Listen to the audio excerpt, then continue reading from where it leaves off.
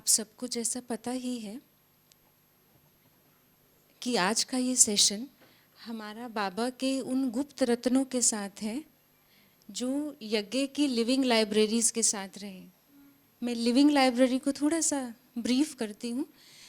Library माना जहाँ किताबें हैं, है ना। लिविंग लाइब्रेरी माना चलती फिरती किताबें, है ना। हमारे रमेश भाई साहब, हमारे जगदीश भाई साहब, हमारी दादी जानकी दादी जी, बड़ी दादी, है ना, सभी लिविंग लाइब्रेरीज हैं यज्ञ की। और जो ये हमारे 3 महारथी भाई हैं, 3 गुप्त रत्न मैं कहूँगी बाबा के, जिनका स्नेहा बहन का जिनका संकल्प था कि आप सब उनसे मिलें और उन्हें जानें, उनके अनुभवों को जानें, जो बड़ों के अंग संग रहे। मैं इंट्रोडक्शन कराती हूँ। हमारे साथ हैं नागेश भाई। हम सब मिले हैं नागेश भाई से। हाँ। फिर हमारे साथ बैठे हैं संजय भाई, पांडव भवन लिटरेचर डिपार्टमेंट। श्रीकांत भाई, कौन नहीं जानता श्रीकांत भाई को यहाँ पर? हाँ, गुड, ये अच्छा है, एक भी हाथ नहीं खड़ा। श्रीकांत भाई स्पार्क के हेडक्वार्टर कोऑर्डिनेटर। सभी, मुझे लगता है आगे मुझे परिचय देने की ज़रूरत नहीं है ना। तो हम सेशन की शुरुआत करते हैं नागेश भाई जी से। हमने उस दिन सुना जब रमेश भाई साहब का ट्रिब्यूट दे रहे थे कि दादी ने कहा मैं अपनी एक आँख की जिम्मेवारी आपको सौंपना चाहती हूँ, है ना। रमेश भाई साहब के लिए उन्होंने कहा। तो भाई जी, हम जानना चाहेंगे आप ये जिम्मेवारी लेते वक्त आपके क्या संकल्प थे? ऐसा संकल्प आया कि थोड़ा सा पीछे हट जाएं, कहीं हमें भी फिर हर रोज़ डांट सुननी पड़ेगी। आपके क्या संकल्प चले, क्या दृढ़ता थी अंदर, हम जानना चाहेंगे।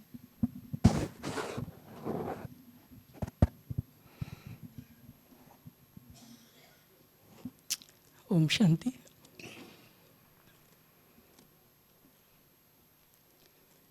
मैंने सवाल का जवाब देने से पहले एक बात कहना चाहता हूँ। जैसे कि अभी तक मैं क्लास करता हूँ, लेकिन प्रोफेशनल नहीं क्लास करता हूँ। अक्सर कर क्लास करने वालों का क्लास करता हूँ, ताकि आज तक मेरे मत पांडवन में रिकॉर्ड है, जो भी क्लास करने वाले बहनें भाई है उनका क्लास मुझे बिठाते नहीं। क्योंकि इसके लिए नहीं बिठाते, जो उन्होंने जो क्लास करता है उस बात को लेकर के उसको चलाता हूँ मैं। ये एक विषय है। और दूसरा,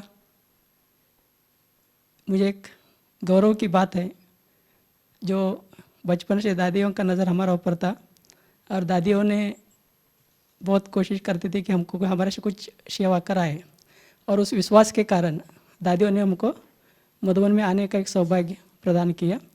और मधुबन में भी आया तो दादी ने पहला बोला कि दादी के प्रति बहुत स्नेह थे, ऐसे स्नेह थे कि बहुत एकदम बना एकदम क्लोज। दादी के पास 24 घंटे में कभी भी दादी के पास हम जा सकते थे, दिन दिन रात रात। उस समय डे एंड नाइट सेवा चलते थे। और जब मधुबन में आए तब दादी 89 से 99 तक 10 साल, जो पूरा 10 साल हमको कमरे में सोने के लिए नहीं दिया। हमारे से इतना सेवा लिया, 24 घंटा सेवा लिया है। और उस समय जैसे कि पीस पार्क लिया, और जब डेवलप हो रहा था पीस पार्क लिया, तब दादी ने कहा कि आप लोग कमरे में कैसे नींद आते हैं आप लोगों को, जाओ उधर पीस पार्क लिया है, उसको ज़मीन का शुद्धिकरण करो, रात में जाके उधर बैठो। फिर रात को जा कर के पीस पार्क का जो लिटरेचर का गुफा है, उस गुफा में बैठते थे हम। 2-3 कुमार थे, रात को 10-11 बजे जाते थे, फिर सवेरे 4-5-6 बजे तक वहाँ बैठते थे। फिर 6 बजे आके दादी को मिल के कमरे में चले जाते थे। नहीं तो दादी इंतज़ार करती थी रात को गए आए क्या नहीं, या पैरा वालों को बोल के समाचार पूछती थी। इस प्रकार से उसके बाद जो ज्ञान सरोवर का निर्माण चला, और ज्ञान सरोवर का निर्माण चलते समय भी हम तकरीबन 1.5 साल ज्ञान सरोवर का पेड़ के नीचे सोए हैं। जैसे कि गर्मी का मौसम पेड़ के नीचे सोते थे, और ठंडी का मौसम, बरसात का मौसम में बस में सोते थे, क्योंकि काम चल रहा था। और इस प्रकार, क्योंकि इमरजेंसी किसी को कुछ हुआ तो उसको पालनपुर ले जाने का, अहमदाबाद ले जाने का, ये काम करते थे। और उसके बाद शांतिवन का निर्माण होने लगे। और शांतिवन का निर्माण के समय जो रमेश भाई का महादानी कॉटेज में जो पेड़ है, नीम का पेड़, उस पेड़ का नीचे 3 साल सोए हैं। उस समय पूरा जंगल थे और बालू चीता जो किचन है, जो VIP किचन, वहाँ तक बालू चीता आते थे। और कई बार नील गाय, जो घोड़े जैसा होता है नील गाय, वो भी हमारा ऊपर से कूद के भी गए हैं। ज़मीन में सोते थे, गर्मी का मौसम में ज़मीन में कुछ चटाई डाल के सोते थे, नहीं तो ठंडी का मौसम में एक प्लास्टिक का पलंग में सोते थे। इस प्रकार से हमारा जीवन व्यतीत किया। और आज हम देखते हैं कि उसी पेड़ के नीचे जो महादानी कॉटेज बना, और आज भी हमारा जीवन, जब से शांतिवन का जगह ज़मीन खरीद किया, उस समय से उसी पेड़ के नीचे हमारा जीवन गुजारते आए हैं। ये भी एक सौभाग्य की बात है। और दूसरा विशेषता, दादी ने हमको बाबा से बात करना सिखाया है। क्योंकि हम सोचते थे दादियाँ सब बाबा से बात करते हैं, कभी दादियों हम देखते हैं, अभी आप सीनियर को देखते हैं, कभी बाबा के पास जाते हैं, बाबा के कमरे में जाते हैं, कुछ कहीं भी जाते समय छुट्टी लेने के लिए जाते हैं, कुछ बाबा उनसे बात करते हैं और वो बात हमको बताते हैं। और हमको भी एक इच्छा होती थी कि बाबा से कैसे बात करें, दादी कैसे बात करते हैं और हमको भी कैसे बात करना चाहिए, ये इच्छा होती थी। और कुछ भी प्रश्न उत्तर ले करके, कारोबार में तो दादी हमको बुलाया इधर, लेकिन कुछ भी समस्या होते तो बाबा से हम कैसे बात करें, क्योंकि दादियाँ बैठे हैं, दादी उनसे बात करते थे, फिर दादी कुछ जवाब देती थी। उसके बाद उनको भी, दादी का मन में भी एक इच्छा होता है कि इनको भी तैयार करें, कितना दिन मेरे से जवाब पूछेगा। और उस हिसाब से दादी हमको कहती थी कि आप बाबा से पूछो, जाओ बाबा कमरे में जाओ, बैठो और बाबा से पूछो, ऐसे कहती थी। और उसके बाद 2-2, 3-3 दिन बाबा कमरे में हम बैठते थे और बाबा कमरे में बैठ के बाबा से बात करने का सीखते थे। और कुछ भी जवाब आया तो फिर दादी को आके बताते, मुझे ऐसे संकल्प आया, मैंने बोले बाबा का ठीक जवाब नहीं है, फिर जाओ बाबा के पास, फिर बैठते थे, भूखा भूखा बैठते थे। फिर उसमें 2 दिन बाद, 3 दिन के बाद जो दादी का जो सवाल का प्रश्न का उत्तर बताते थे, हाँ ये बाबा का टीचिंग है आपका। इस प्रकार दादी ने हमको बाबा से बात करना सिखाया है और एक सौभाग्य है। और उसी प्रकार दादी का एक इच्छा था, दादी का कई ऐसी इच्छाओं को पूर्ण किया हमने, जैसे कि यज्ञ का कई कारोबार होते, उस समय कुमारों को बहुत वैल्यू होता था, क्योंकि कुमारों का संख्या बहुत कम था। और उस समय कर्नाटक से 2 कुमार इधर आते थे। जब भी मधुबन में कुछ भी सेवा होता था, उतना आर्थिक परिस्थिति उतना खास नहीं होता था, और उसके लिए जो भी सेवा होता था, कुछ मकान बनने का हो या कुछ प्रोग्राम चलते हैं, कुछ कॉन्फ्रेंस चलते हैं, उस समय कुमारों को बुलाया जाता था। जहाँ जहाँ कुमार है वहाँ टेलीग्राम भेजती थी, टेलीग्राम भेज करके कुमारों को बुलाया जाता था। जैसे कि टेलीग्राम हमारा सेंटर में अपना इंचार्ज बहन के पास आते थे, उसी से हम निकल पड़ते थे। ऐसे उस समय ट्रेन का रिजर्वेशन का अगर इंतज़ार नहीं करते थे, जैसे कि ट्रक में चढ़ के आते थे, कभी ट्रक में चढ़ते थे, कभी सिटी बस में चढ़ते थे, कभी बस में चढ़ते थे, कभी ट्रेन में चढ़ते थे। इस प्रकार वहाँ से आने में कभी करीबन 3-4 दिन हमको लगता था। और लगने के बाद यहाँ आते थे, सेवा करते थे। सेवा करने के बाद जब दादी यहाँ से जाओ करके बोलते, तब तक यहीं रहते थे, तब जाते थे। भाई जी, मैं यहाँ पूछना चाहूँगी, ऐसा मधुबन के लिए क्या खिंचाव था, क्या प्राप्ति होती थी आपको यहाँ आकर, जो आपको लगता था कैसे भी हाल में, अभी मैसेज आया तो पहुँचे, कैसे भी पहुँचे, यहाँ आकर आपकी क्या अनुभूति, क्या ऐसी आपको प्राप्ति का अनुभव होता था? जो पहले दादियों ने हमारा प्रति जो विश्वास रखा था, उसका कुछ भी हम किया तो उसका विश्वास का जो क्या बोलते हैं उसको, ऋण होते हैं, उसको चुका नहीं पाते थे। जैसे ही दादी इतना विश्वास रख के टेलीग्राम भेजती है और हमको बुलाती है, और बुलाने के बाद हम तुरंत आते हैं, उतना ही प्यार करते थे। जैसे कुमारों के प्रति बहुत प्यार करती थी, और हमको भी कुछ सेवा करने का, जैसे जो बोलते हैं वो सेवा करके दिखाने का एक लक्ष्य हमारा होता था। जी, बहुत बहुत धन्यवाद भाई जी। अभी मैं संजय भाई जी से पूछना चाहूँगी। सबसे पहले मैं आपसे शेयर करना चाहूँगी, भाई जी को हमने निमंत्रण दिया कि भाई जी आपको आना है यहाँ पर, तो भाई जी कहने लगे और बहुत बड़े भाई हैं, आप उन्हें बुलाइए, है ना। ऐसे दूसरों को आगे बढ़ाकर खुद पीछे रहने वाले हमारे निरहंकारी भाई हैं, उनके लिए तालियां बजाएंगे एक बार। भाई जी, हमारा प्रश्न है, मैं थोड़ा सा और इंट्रोडक्शन में ऐड करना चाहूँगी। भाई जी ने बहुत लंबा समय दादी किचन की सेवा की है, दादी के लिए ब्रह्मा भोजन बनाना, फिर सर्व करना, उस तरह से। भाई साहब, हमारा सवाल है आपसे, जब आपको दादी किचन की सेवा ऑफ़र की गई कि आपको यहाँ सेवा करनी है, दादी तब यज्ञ में हाईएस्ट पोजीशन पे है ना, और आपको कैसा लगा कि मैं दादी के साथ कैसे हम वो कोऑर्डिनेशन बिठा पाएंगे, कैसे वो तालमेल बैठेगा, क्या थी मन की भावनाएं?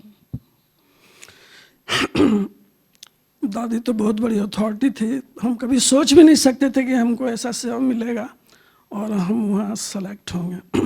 लेकिन खराबन हर बाबा को या दादी को पसंद, या जो भी मोहिनी बहन, मुन्नी बहन जो भी है, और भी सभी दादियों का वहाँ भोजन बनता था।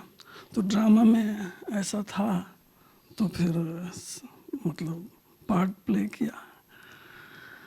दादी के लिए जब आप भोजन बनाते थे तब क्या विशेष उसमें आप ध्यान रखते थे? मन की स्थिति और भोजन बनाते वक्त स्थूल रीति से क्या किन चीज़ों का विशेष ध्यान देते थे?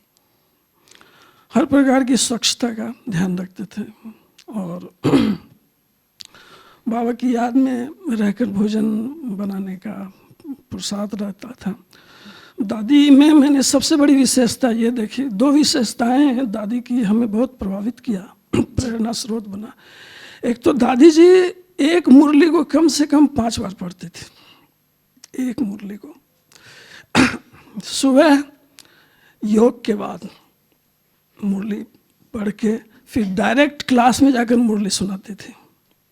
उसके बाद फिर दोपहर को जब 3 बजे, 2:30, पौने 3 बजे कमरे में जाती थी तो मुरली पढ़ के जो भी हो वो फिर रेस्ट करती थी। और दादी जी बहुत कम रेस्ट करती थी, मतलब एक तरह से निद्राजीत और अथक थी।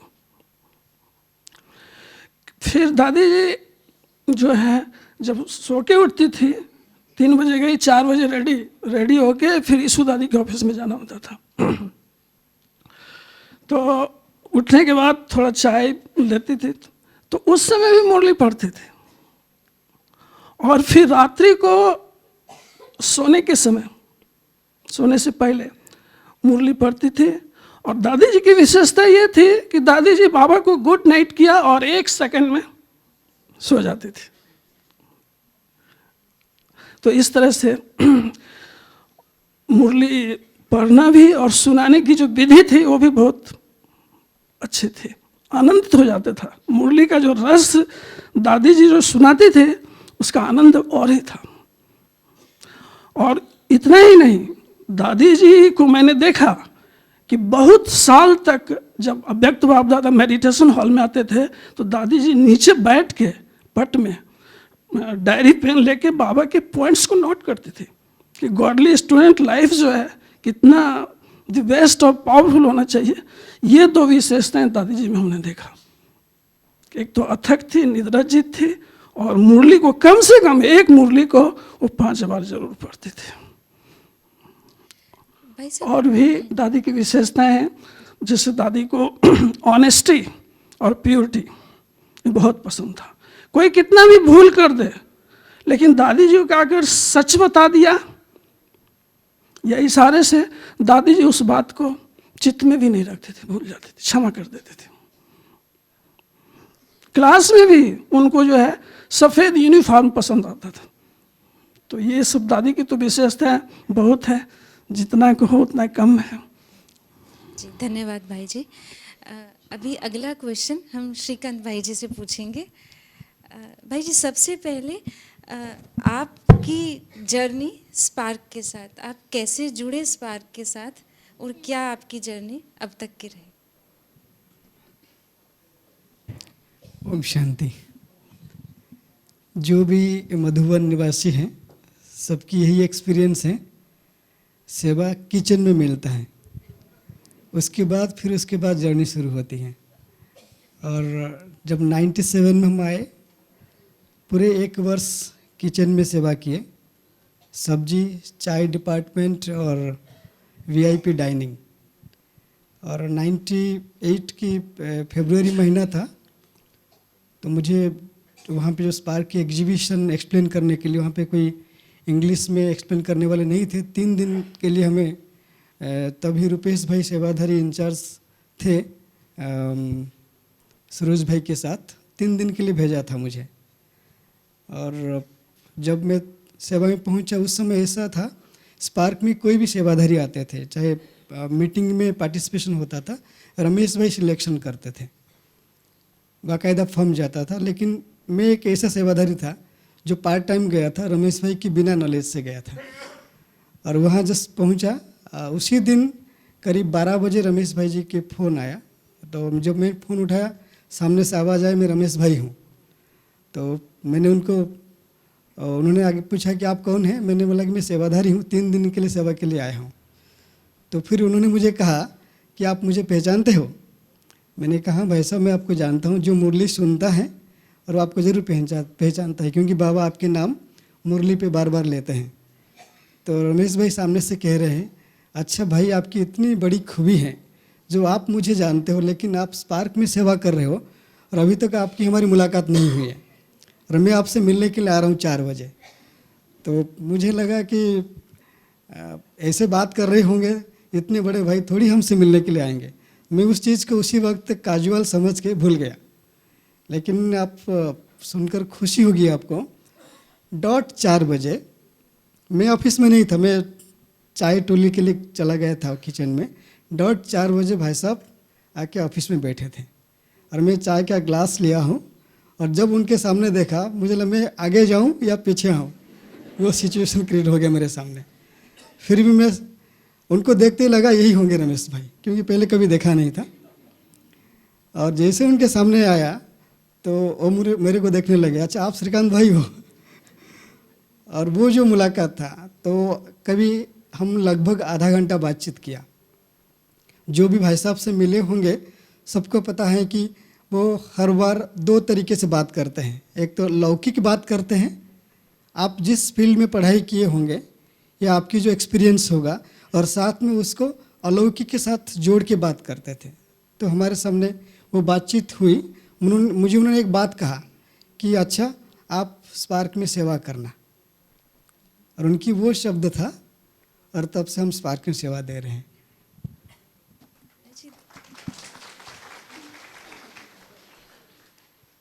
सेवाधारी से हेडक्वार्टर कोऑर्डिनेटर बनने तक की जर्नी उसमें भी मेनली हम जानना चाहते हैं कि क्या ऐसे मुश्किलें आपने फेस की, और उसमें क्या धारणाएं, क्या मन की स्थिति थी जो आपको उन चीज़ों से ऊपर ले गई। देखिए, पुरुषार्थ से जीवन में जो चैलेंजेस तो आना ही चाहिए। बाबा ने कहा कि जब तक आप इस शरीर में हो तो आपके सामने चैलेंजेस आएंगे, चाहे किसी भी तरीके से हो, और इस चैलेंजेस को पार करते करते हम संपन्न बनेंगे। जैसे हम उस बात को दोबारा दोहराएंगे, जो भाई साहब के साथ जो मुलाकात था, आप सोचिए कि मेरे पूरे सोच और समझ को बदल दिया। मैंने उसमें भाई साहब से शेयर किया था कि हम सुन रहे हैं कि 2000 में विनाश हो जाएगा, और जो विनाश होगा तो मुझे उन्होंने पूछा था कि आप पढ़ाई छोड़ क्यों दिया। बीकॉम किया था और सीए के लिए मैं अपेयर किया था, लेकिन सीए किया नहीं, वापस यहाँ पे आ गया था। जब उन्होंने मुझे पूछा कि आप पढ़ाई क्यों छोड़ा, तो मैंने कहा भाई साहब विनाश हो जाएगा। तो उन्होंने कहा कि मना इससे बड़ा कम बुद्धि वाला मैंने देखा नहीं अभी तक। उन्होंने कहा कि आप हेडक्वार्टर में सेवा करने के लिए आए हो, आप जितना ज़्यादा पढ़ोगे उतनी अच्छी सेवा कर सकोगे। और उन्होंने कहा कि आपको तो कोई लौकिक का एक्सपीरियंस नहीं है, तो फिर आप सेवा कैसे करोगे। तो मैंने कहा आप इतने बड़े महान हस्ती जो लौकिक की पूरे एक्सपीरियंस है, अगर आपके साथ मिलकर सेवा करूं तो मुझे लौकिक में जाने की ज़रूरत नहीं, कोई एग्ज़ाम कोई जॉब करने की ज़रूरत नहीं है। वो चीज़ उनको बहुत अच्छा लगा था। मैंने कहा था आप अभी बॉम्बे ऑफिस में आपका अपना चार्टर्ड फार्म है, बाबा की सेवा करो, आपको पूरे लौकिक एक्सपीरियंस है, अगर मैं आपके साथ रहूं तो मुझे बहुत सारे एक्सपीरियंस हो जाएंगे साथ रह करके। तो उनको लगा कि ठीक है, सेवा करना चाहिए। और जब हम सेवा करने लगे, मैं आपको वो अनुभव सुनाना चाहूँगा। 98 में स्पार्क की मीटिंग हुई, और उस समय ऐसा था, हम 2 भाई थे, अरुण भाई और हम, वो पहले से समर्पित थे और मैं सेवाधारी रूप में आया था। तो मैंने देखा कि उनको सेवा करते हुए कि वो अकेले कैसे कर रहे हैं। तो मैंने एक जिम्मेदारी उठाया कि वो मुझे कहे या ना कहे, जो मुझे दिख रहा है और मैं जो दी बेस्ट कर सकता हूँ मैं करूँगा। और उसमें जैसे आप कोई चीज़ पहली बार करते हो, हम गांव से आए हैं, शहर से नहीं, या कोई उतना ज़्यादा एक्सपीरियंस नहीं था अलग अलग इंस्टीट्यूशन में या तो ऑर्गेनाइजेशन सेवा करने का, हम सीधा हेडक्वार्टर में आए हैं। तो जब मैंने एक संकल्प लिया, अगर कोई सेवा कर रहा हूँ, अगर हमसे गलती होती है, अगर हमें कोई शिक्षा दी जाती है, हम उसको दिल पर नहीं लेंगे। एक संकल्प लिया, अगर शिक्षा दिया गया तो हमें ये समझना है कि मुझे अभी आगे बढ़ने के लिए ये कहा जा रहा है। तो मैंने देखा, एक सेवा किया, गलती हुई, तुरंत यहाँ पे जो मधुबन में कोई बोलता है ना, बहुत ज़ोरदार बोलता है, और अभी आपको उसमें क्या करना है, सुनना है। तो मैंने संकल्प लिया था, मैं यहाँ पे सीखने के लिए आया हूँ। तो जब सीखने की बात आई तो फिर संकल्प कभी नहीं चला कि मुझे कुछ कहा जा रहा है, क्योंकि इतनी बड़ी संस्था में काम कर रहे हैं, सेवा कर रहे हैं आप, आपको बहुत कुछ सीखने के लिए मार्जिन है। बस आप ढूंढो कि मेरे में क्या कमी है, उस कमी को मुझे भरना है। तो वो चीज़ जो संकल्प लिया वो हमें वहाँ से यहाँ तक पहुँचाया। जी, थैंक यू भाई जी। अभी नागेश भाई जी, हम आपसे बात करना चाहेंगे। भाई जी की एक विशेषता और भी है, उन्होंने जगदीश भाई साहब के साथ, रमेश भाई साहब के साथ और बड़ी दादी के साथ, तीनों के साथ बहुत समय बिताया है। भाई जी, हम जानना चाहेंगे क्या आपने ऐसा टर्निंग पॉइंट था, क्या ऐसा सीखा उनके संग से जो आपको पुरुषार्थ में और सेवाओं में इतना आगे ले गया?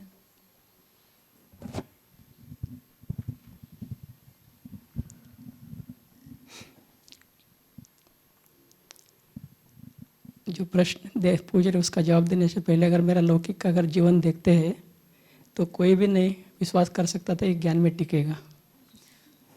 और अलौकिक परिवार में भी जो अपना शहर में ज्ञान में चलते थे, उस समय 20-25 भाई बहने थे। उन्होंने इंतज़ार करते थे कब ज्ञान छोड़ के चला जाएगा, कब लौकिक दुनिया में जाके शादी करेगा, ये इंतज़ार करते थे। लेकिन इंतज़ार करते करते वो थक गए, और मेरे साथ जो कुमार थे उसमें कई लोग शादी करके चले गए और मैं रह गया, और रह के यहाँ तक पहुँच गया मैंने।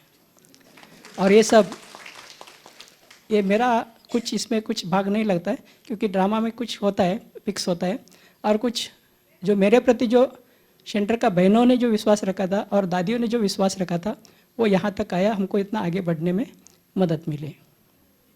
और उनका विश्वास का तो मैं मूल्य लगा नहीं सकता हूँ, और वो विश्वास ही उनका प्रेम का पात्र बनाया। और उन्हें जो भी काम देते, जो भी सेवा देते, उसको निष्ठा से ऑनेस्ट होकर के करते थे। और रमेश भाई का भी सेवा में ऑनेस्ट होकर के करते थे। जैसे पहले भी क्वेश्चन पूछा था रमेश भाई को दादी का अंक समझ करके, मैं इसका जवाब देना चाहता हूँ।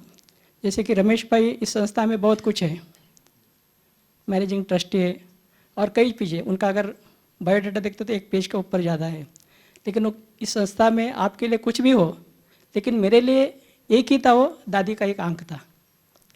और इसी दृष्टि से जब दादी मुझे सौंपा और जब तक इनका अंतिम श्वास लिया, उस समय तक यही दृष्टिकोण से उनका मैंने सेवा किया। भले दुनिया में कुछ भी हो, आप परिवार के लिए कुछ भी हो, लेकिन मेरे लिए एक दादी का अंक था। और दादी शरीर छोड़ने के बाद भी मुझे ये खुशी था, दादी शरीर छोड़ दिया तो कई लोगों को मैं यही बोलता था, दादी शरीर छोड़ा था कि उसका एक अंक तो मेरे पास है ही, यही बोलता था। भाई साहब, इसी में हम और आपसे बात करना चाहेंगे। रमेश भाई साहब के लिए हमेशा मैं अपनी बात कहूँ तो थोड़ा सा मुझे पर्सनली जाके लगता था, बात करनी है तो एक डर लगता था कि जाएं या नहीं जाएं, बगैर जाए भी काम चल जाए, तो ऐसा कोई तरीका ढूंढ लें। और मुझे लगता है बहुत से हम भाई बहनों का ऐसा रहता है। तो वो उन स्ट्रिक्टनेस कहें या डिसिप्लिन कहें, आप इतने समय उनके साथ रहे, उसके पीछे उनकी क्या भावना थी? क्या उनकी नेचर ही थी कि वो स्ट्रिक्ट थे, या भावनाएं कुछ और थी? देखो, शेर के सामने गया तो सबको डर होता ही है, ये स्वाभाविक, और पूछने का कोई ज़रूरत ही नहीं।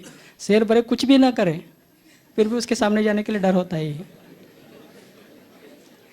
और उसी प्रकार मेरा भी था। और डर की बात एक है, डर उसको होता है जो गलती करता है, डर उसको होता है जो झूठ बोलता है, डर उसको होता है जो ठगी करता है। और मेरे अंदर ये कुछ भी नहीं थे, मैं अंदर से भी साफ थे, बाहर से भी साफ थे। और रमेश भाई को यही थॉट से मैं बोलते थे, छाती उठा के बोलते थे, मुझे आपको दादी ने सेवा करने का निमित्त बनाया है। और कभी कभी रमेश भाई का मेरा इतना गहरा संबंध हो गया, घरेलू संबंध हो गया, उस समय रमेश भाई कभी कभी उनके साथ कहीं भी जाते थे, रमेश भाई उषा बहन दोनों के साथ जाते थे, तब मुझे पूछते थे, नागेश आपने हमारा सेवा कर रहे, इसमें ये बताओ आपने मुझे चुना या मैं आपको चुना।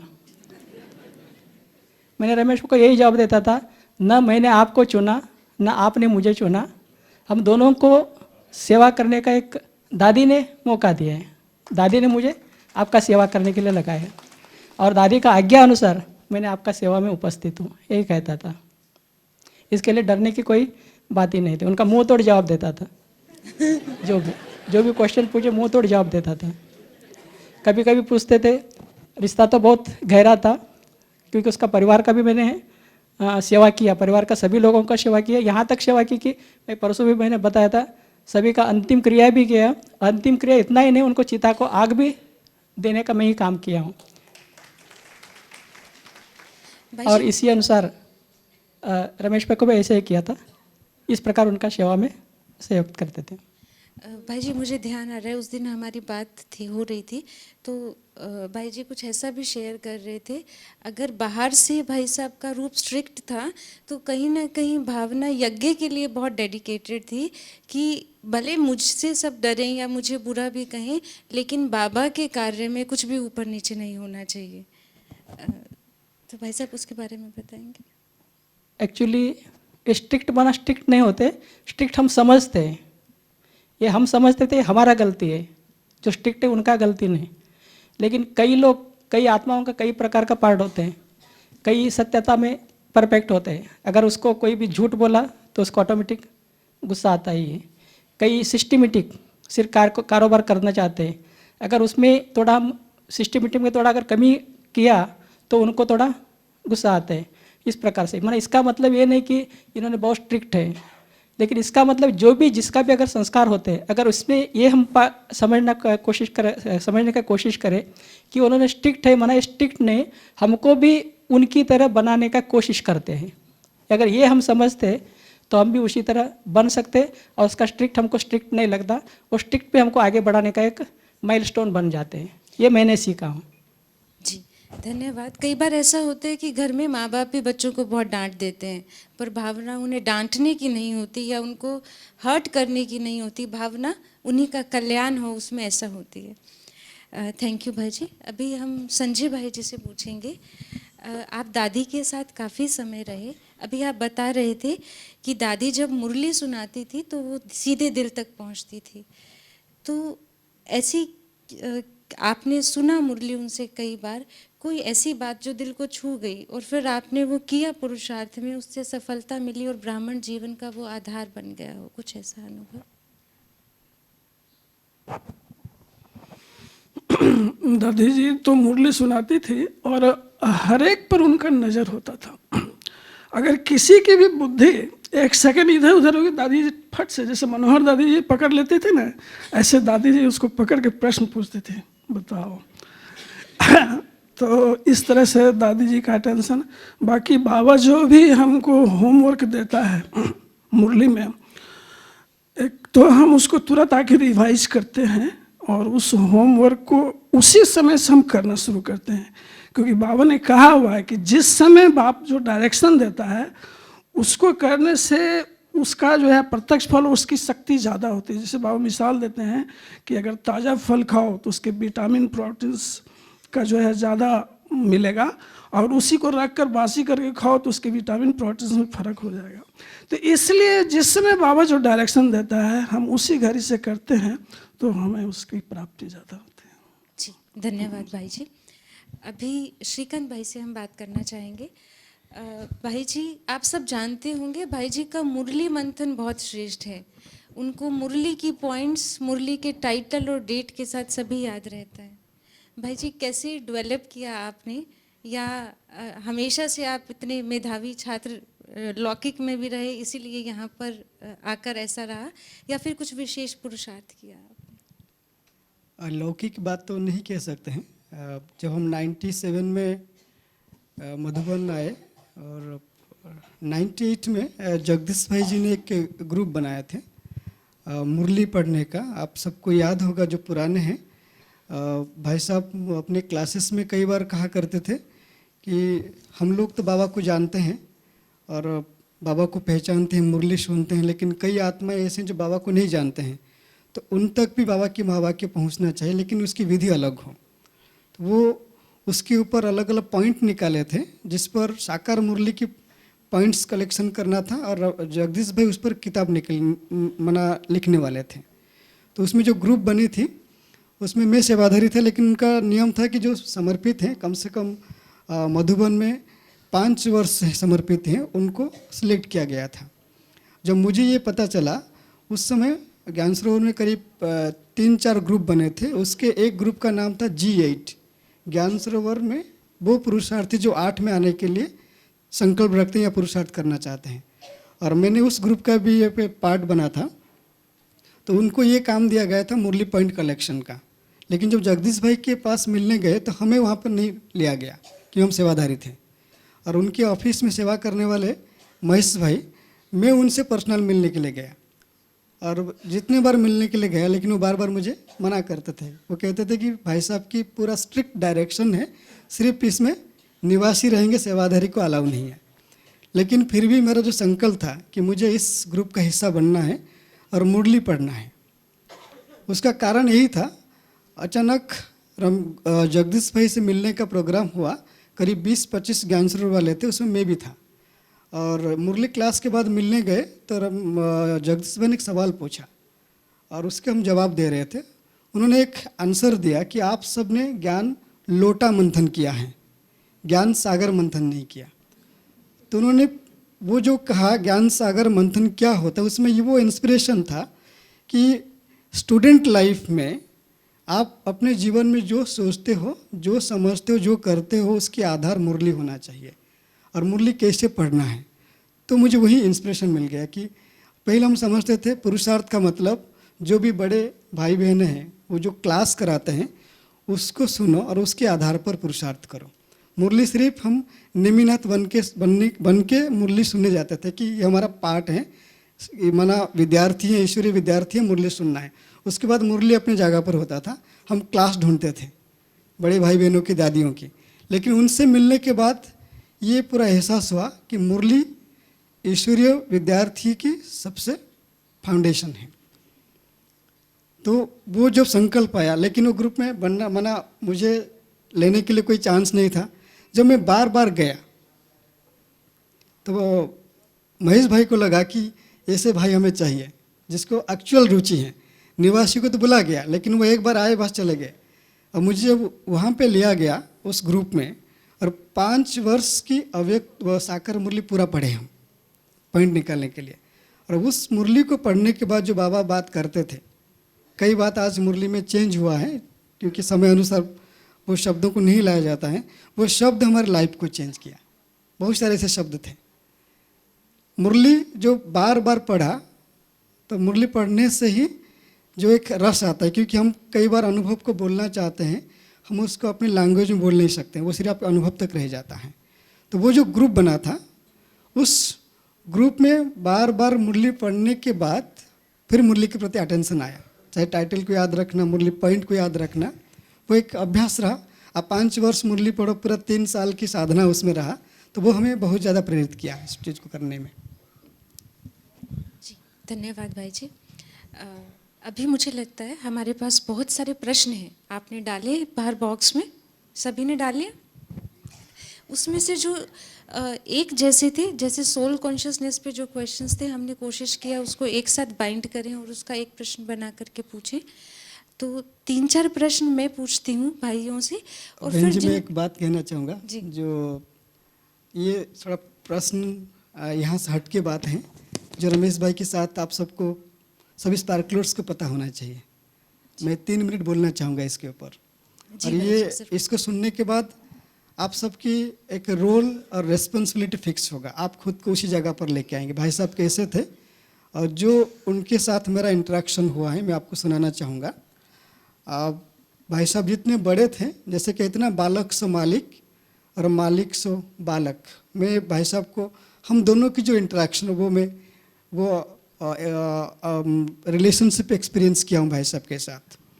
माना जो जिस जगह पर हैं उस जगह को, उस व्यक्ति को सम्मान करना भाई साहब का जैसे कहते हैं एक माना लाइफ के एक हिस्सा था। तो ये ऐसा किस्सा है, हमारे ऑफिस में ज्ञान सरोवर पार्क ऑफिस में 2 कुर्सी टेबल के साथ एक अरुण भाई का, एक हमारा था। और रमेश भाई उस समय हर 15 दिन में एक बार ऑफिस में आते थे, हमसे मिलते थे, हम बातचीत करते थे। तो एक बार मैं बैठा हुआ था, हम दोनों बैठे थे, और जैसे भाई साहब आए मैं उठ गया। मैं उठ के मैंने कहा भाई साहब यहाँ बैठिए, माना मेरी कुर्सी पर। तो भाई साहब बैठे तो मुझे 2 बात कहा। उन्होंने कहा कि बाबा ने आपको वो सीट दिया है, रमेश भाई को नहीं दिया है, क्योंकि आप वो सेवा के निमित्त तो इसलिए दिया है, अभी उस जगह पे आपको सेवा करना है। ये जगह मेरे लिए, मैं आप सबसे मिलने के लिए आया हूँ। भले आप सबकी हम मिल के सेवा करते, हम इंचार्ज हैं, आप सेवाधारी मत समझो, आप भी मेरे जैसे हो।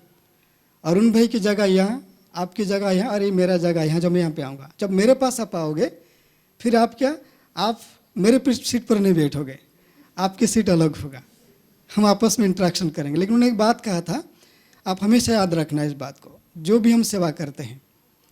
भाई साहब कहते थे जैसे मैं हूँ वैसे हर एक स्पार्कलर है, और बाबा निमित्त बना है ज्ञान योग की गहराई में जा कर के पूरे ब्राह्मण आत्माओं के लिए। मुरली सुना ना कल, जो रिफ्लेक्शन हो रहा था कि मनन चिंतन करना, और मनन चिंतन करके मक्खन निकालना, और वो मक्खन सबके लिए बल भरेगा, जो बाबा ने कहा।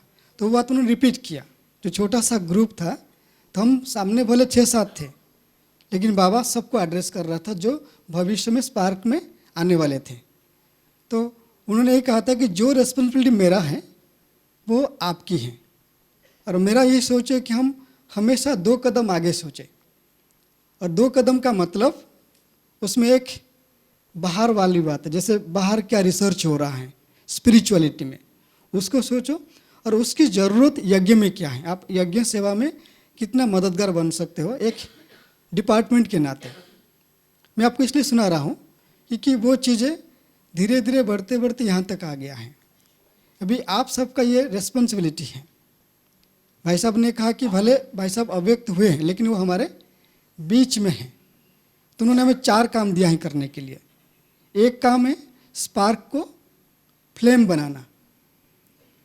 तो स्पार्क को फ्लेम बनाने की बात करते तो वो एक बात कहते थे कि जैसे पहले 6 लोगों का टीम, उसका 50, फिर 150, आज हम हर वर्ष मिनिमम 750 भाई बहन आ रहे हैं।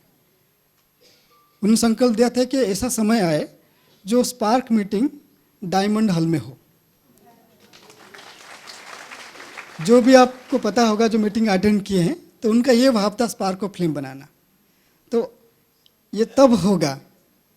तो भाई साहब ने कहा था ईच वन टीच वन। और अभी यहाँ ईच वन टीच वन करेंगे, 1400 होगा।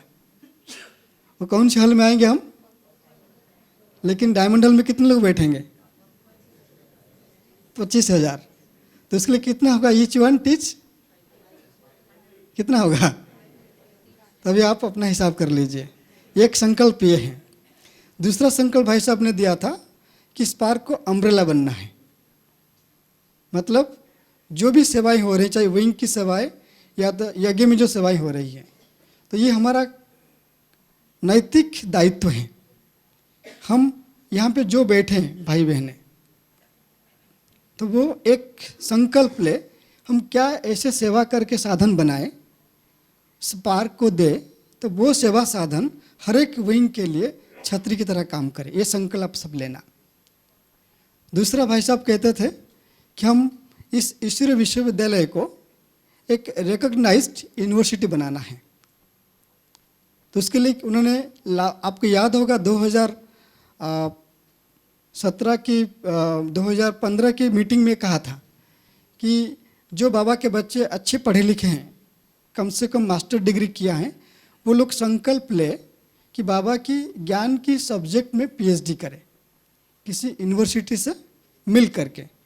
अगर हमारे पास ऐसे कम से कम 200 से 300 बाबा की ज्ञान की सब्जेक्ट से रिलेटेड कोई पीएचडी कर ले, तो हमारे पास वो क्वालिटी आ जाएगा, ये वो क्वालिफिकेशंस आ जाएंगे कि हम यूजीसी को एप्लीकेशन दे या अप्लाई करें कि ब्रह्मा कुमारीज को ऑफिशियली एज ए ईश्वरीय विश्वविद्यालय रिकॉग्नाइज किया जाए।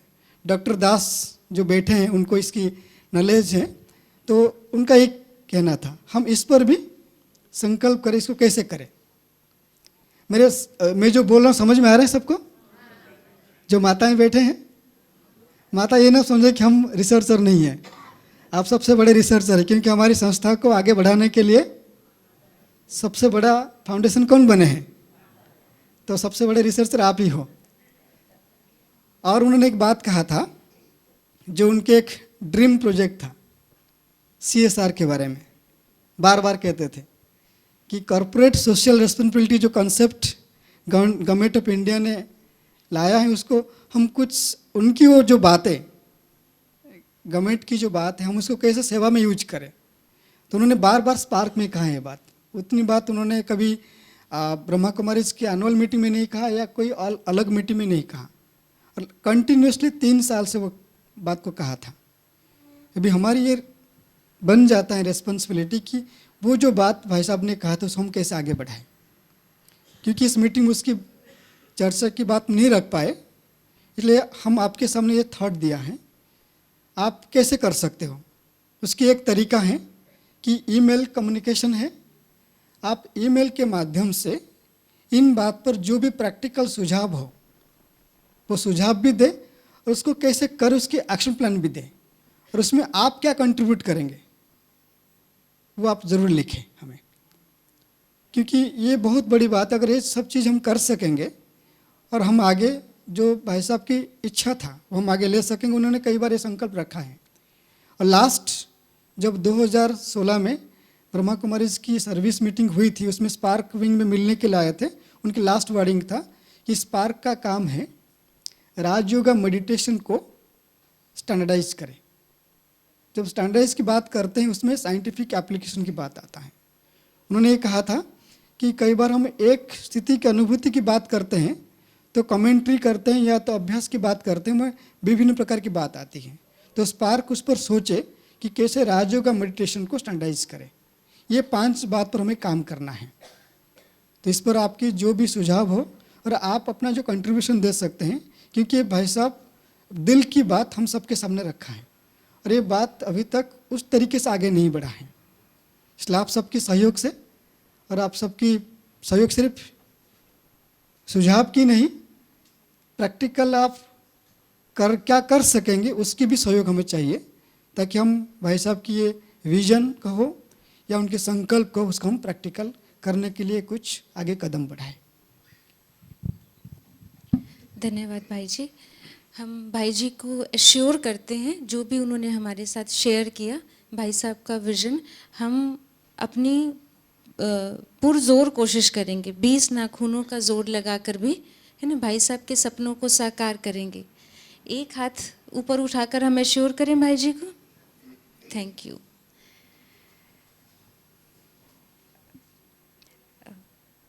भाई साहब कुछ प्रश्न आए हैं, जिनमें से सबसे पहला क्वेश्चन मैं आपसे पूछूंगी कि दादी जी का और रमेश भाई साहब का डेली रूटीन कैसा रहता था।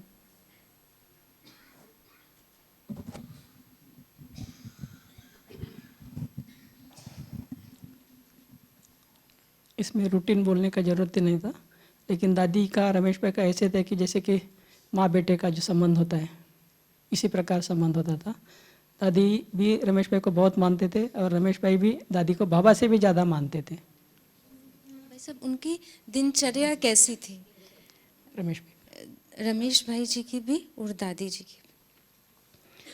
दिनचर्या तो बाबा का जो श्रीमत दिया है सबके लिए, वो श्रीमत को अगर पालन करने में अगर देखते थे हमको बहुत कुछ उनसे सीखना पड़ता है।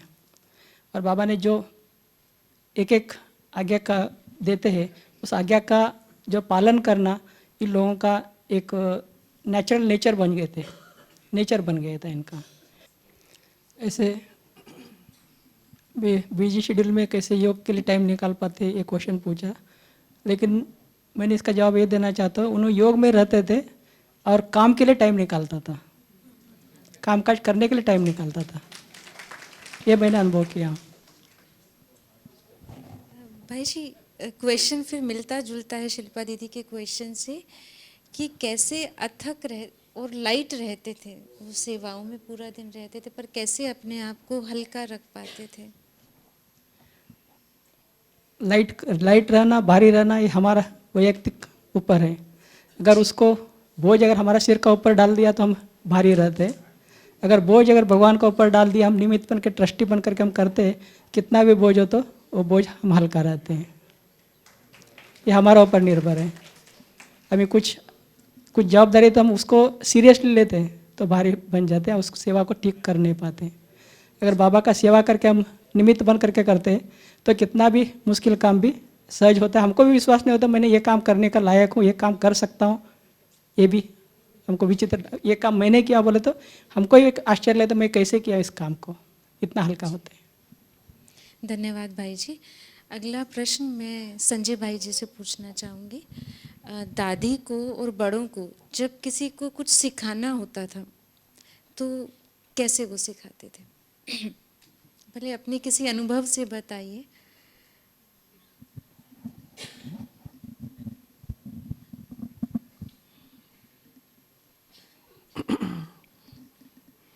दादी का कहना तो सभी मान लेते थे बहुत प्यार से।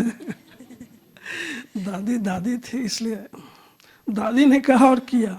हमने ये भी देखा कि जो बड़ी दादियाँ थी या जो इन्हों का संगठन था, आज दिन तक कभी आपस में अनबन नहीं देखा या कभी जोर से एक ने कहा दूसरे ने माना। ये था इन्हों का पाठ पक्का था। बाबा ने इन्हों के नस में कूट कूट कर ये सब नेचुरल संस्कार डाला है।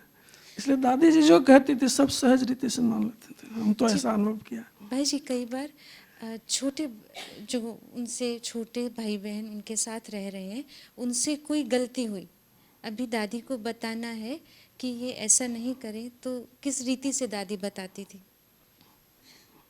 अब हम तो क्या है, हम तो सारा दिन भोजन के इसमें बिजी रहते हैं। हमको दादी ने एवर रेडी का पाठ पक्का कराया। दादी जी का अगर भोजन ये नाश्ता शांतिवन में है, भोजन ज्ञान सरोवर में है, डिनर जो है मधुबन में है, तो हमको तो एवर रेडी रहना पड़ता था। हर चीज़ को बनाना, करना, फिर समेटना।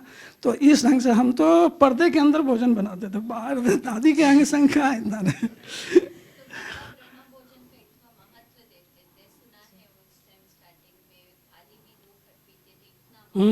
दादी जी हमेशा हमसे पूछती थी कि जो भी बनाते हो बाबा को जरूर भोग लगाना।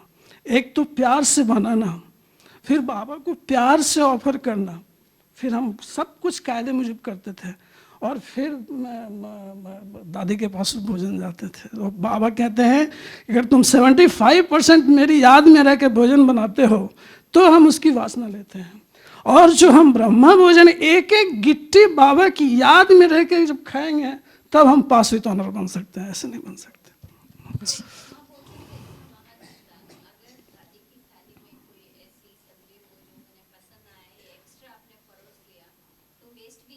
नहीं, वो दादी निकाल देती है दूसरे के थाली में। ऐसा कुछ नहीं है। जी, थैंक यू भाई जी। अगला क्वेश्चन श्रीकांत भाई जी आपसे पूछेंगे। बहन पूछती हैं, बाप दादा द्वारा दिए गए वरदानों को अपने ऊपर कैसे लागू करें? बाबा ने वरदान दिया, कैसे अब वो मेरे अनुभव में आए? इसके अगर आप वरदान की अनुभूति की बात करेंगे तो भक्ति मार्ग का एग्जाम्पल लीजिए। जब भी किसी को वरदान मिलता था, कहा जाता था वरदान को स्मृति में रखो। पहले आपके वरदान स्मृति में रहना चाहिए और उसके बाद उसके स्मरण कि दिन भर में वो रिपीट करो। तो जब स्मृति और स्मरण दोनों साथ में होगा तो अब तुरंत वरदान काम में आएगा। अगर वरदान याद ना हो तो कैसे काम में आएगा? तो हम भी जब बाबा की कोई ब्लेसिंग्स मिलता है, मुझे अभी याद है जब मनसा सेवा की जो किताब रिलीज हो रही थी तो तभी मैं सेवाधारी था। उस समय अनाउंसमेंट हुआ, जो भी सेवा माना उस किताब के साथ हम भी थे, लेकिन मेरा नाम अनाउंसमेंट नहीं हुआ था स्टेज पर जाने के लिए। तो उषा बहन ने शशि बहन को बोल के नाम अनाउंसमेंट करवाया कि श्रीकांत भाई को बुलाओ, सेवाधारी भाई। जब मैं सामने गया तो बाबा टोली देते हैं ना, अभी बाप दादा। तो एक बार टोली लिया, फिर उषा बहन ने कहा कि नहीं बाबा, ये भाई को 2 बार टोली दो, ये बहुत सेवा करता है। तो मैं वो दृश्य देखता हूँ जब भी हम ब्लेसिंग्स की बात करते हैं। ये एक टेक्निक ही आप कर सकते हैं। बाबा ने मुझे ऐसे बुलाया और फिर दोबारा टोली दिया। तो मैंने उस दृश्य को, जब भी मुरली में वरदान सुनते हैं, वो बाबा का महावाक्य वरदान वाला और बाबा अव्यक्त बाप दादा से जो नैन मुलाकात हुआ तो उसमें जोड़ देता हूँ। तो तुरंत मुझे वो स्मृति में वरदान की शब्द रह जाते हैं। ऐसा लगता है कि बाबा मुझे ब्लेसिंग्स दे रहा है। तो आप कैसे कर सकते हैं? जैसे अव्यक्त मिलन सबने मनाया होगा बाबा से, मुरली सुनते हैं ना सभी। आप बाबा कहते हैं ना, जो भी सभा में बैठे हैं सबको बाबा दृष्टि देते हैं। कहाँ देखते हैं बाबा? क्या देखते हैं? आत्मा को देखते हैं। तो जब आत्मा को देखते हैं तो बाबा ब्लेसिंग्स दे रहे हैं। तो जब भी आप मुरली में वरदान सुनो तो उस समय अव्यक्त मिलन के दृश्य को याद रखो, विजन में लेके आओ, फिर वरदान सुनो, देखो कैसे वो स्मृति वरदान स्वरूप बन जाता है। जी धन्यवाद भाई जी। अगला प्रश्न नागेश भाई जी आपके लिए है। पूछा है, मेरे पति ने 2 साल पहले शरीर छोड़ा है, उन पर 2 बच्चों की जिम्मेवारी है, श्रीमत पर पूरा चलती हैं, लेकिन कारोबार उनका व्यवसाय ऐसा है जिसमें अधिकारियों को देना पड़ता है, माना गलत रीति से भी देना पड़ता है, उसके बिना काम नहीं चलता। परंतु इस रीति से धन कमाने पर मन अंदर से खाता है कि मुझसे कोई विकर्म तो नहीं हो रहा, शुद्ध धन न होने के कारण बोझा तो नहीं चढ़ेगा। कृपया मार्गदर्शन दें।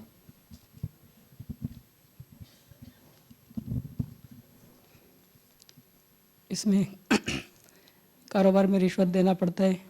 कुछ एक दुनिया में होता है कि कुछ व्यवहार में झूठ बोलना पड़ता है और झूठ नहीं होता है। कभी कभी रमेश भाई ने कहा करते थे,